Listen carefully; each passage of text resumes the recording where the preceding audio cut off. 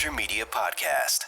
Good morning, Akron. Good morning, America, and welcome to the Monday Morning Commute here on the Moser Media Podcast. And a little different today as we have moved over to the set I use for the local television station project we're doing in my show called AOH Primetime. And I love having this set. I actually do a lot of community interviews, and I have a great time doing it. It's really a passion project. And of course, in the studio right now, we have one of the best, a rising star in media and broadcasting and journalism, our Kent State student, Sam, who did our internship with us and is now continuing with us to work on the TV station project. And of course, to celebrate, I wore my University of Akron t-shirt, Go Zips. And there's something really special about the Kent State Akron rivalry, and really in all of college sports. Again, not a sports show, not a weather show. We're supposed to be talking about things that would inspire us to do a little better with our career and our business for the week. But here we go. The Kent State University of Akron rivalry is one of the best in college sports. And of course, it has a lot to do with the fact that Kent State University, just 15 minutes up the freeway there, as Summit County and Portage County and Kent and Akron, very close, obviously. Again, one of the closest in terms of distance between rivals, one of the closest in the country. The battle of the wagon wheel, as it goes. And so anybody that knows me knows how passionate I am about local television, about our community service project, WAOH Television, where I am building a local television station to serve Akron. I know everybody's heard all about it, probably more than they would want to, but I talk about it a lot. I also talk about Akron Community Studios and what we have done to put together a nonprofit so that I can raise money to have a dedicated space just for students with a focus on serving Akron area nonprofits who want to create content, and it gives true purpose to the internship program because our students and any volunteers or any community citizen journalists, those in the community who want to participate, can use our old cameras and our technology and the space that we have dedicated to this program to produce videos for nonprofits and really make a difference in the community so that our students come away with new connections and something for their portfolio, actual new video, and something done outside the college bubble. All of this very important to me. And of course, another thing I talk about a lot, and there's a point to all of this, I promise we'll get there, crisis communications and the media work that I do. And it's not about teaching executives how to handle the media or dealing with PR. It's about providing a space like a studio like this so that an executive can practice the tough questions in front of a mock media person. And I can play the role of a mock media person pretty easy. And most of the coaching and training that comes from that is really the person, the executive who's participating, listening on the headphones as they watch themselves and they critique themselves. And they know better how to critique themselves. Most people that go through a media training program are harder on themselves than the coach is. And what they do is record an interview, they watch it back, they make a couple of notes about things they're doing, and then they do it again so that when they're in front of the media, they're comfortable and they know how to respond. Media training is a blast. And a lot of that is in crisis mode. If there's some problem and somebody knows they're going to have to answer some questions and they need to be ready for the gotcha interview reporter, the I-team investigates sort of thing, showing up at the door and all of that. There's a lot of work I do also in creative management consulting, let's call it, where there are other video production professionals, other business owners who ask me for the curbside consult. And in most cases, they come to me for advice, but I end up learning more from their challenges and their journey through this industry than I'm actually providing to them. I think in a lot of those cases, it's just about a little bit of therapy, perhaps, when you get together with somebody else in the business. And in a lot of cases, there are people who are just starting out.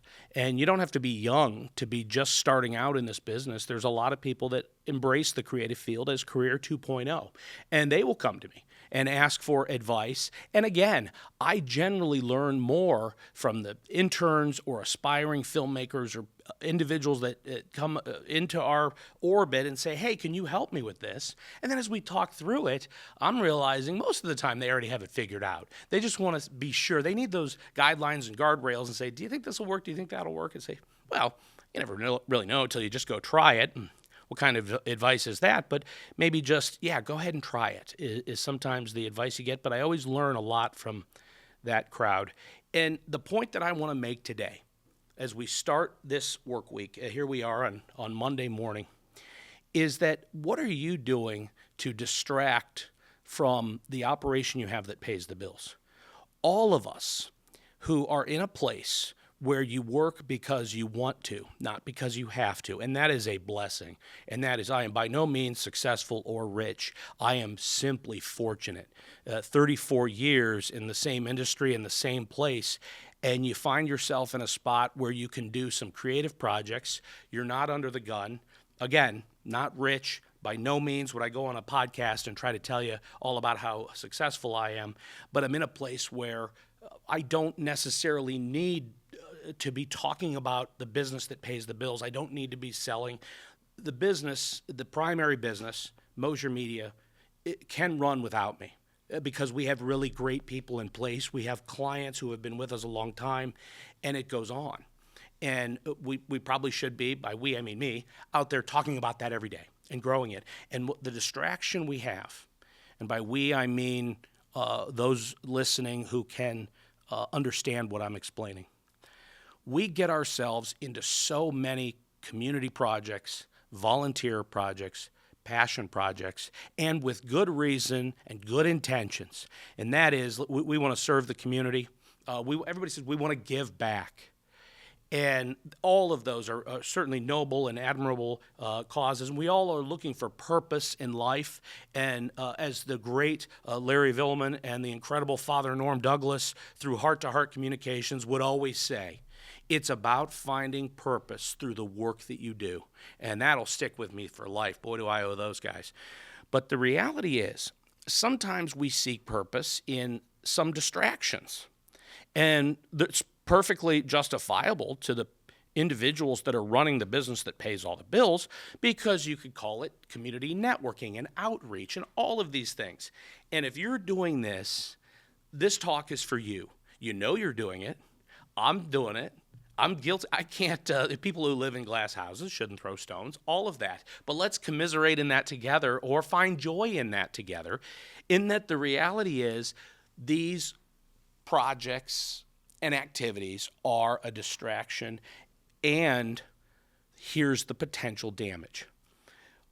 Most of the people I know personally have no idea how I make a living, or how I make money, or how I'm even still alive. Some of them aren't sure how I'm not in jail or destitute living on the streets, but those are folks that from high school. The reality is, by getting into all of these other projects, you forget to stay on message. You forget to talk about what it is that started it all. Why did you get into this business anyway? What's the core capability? So here it is, laying it out. And when you do, you sound like a salesman. And that's perhaps one thing you don't want to, you get called that all the time. I get this all the time, but you're a great salesman. That's not true at all. But that perception that you're selling, you're good at selling. And some of us that have been selling for a long time, maybe you don't want to sell anymore. You take a little break, and that's what some of those distraction or passion projects are all about. But let's give you the sell job. Mosier Media is a company that is completely focused on producing 30-second television commercials and short, under 2-minute branded films or product videos for companies that are chasing that cinematic look. And I love video production at every level. And I would never begin to claim that Mosier Media is greater than everyone else, because there's just a niche and a space in the market where we just shine and excel. And it's a whole discussion on where we fit in terms of all the competitors and the ad agencies and the entire creative field. And what we do is very unique.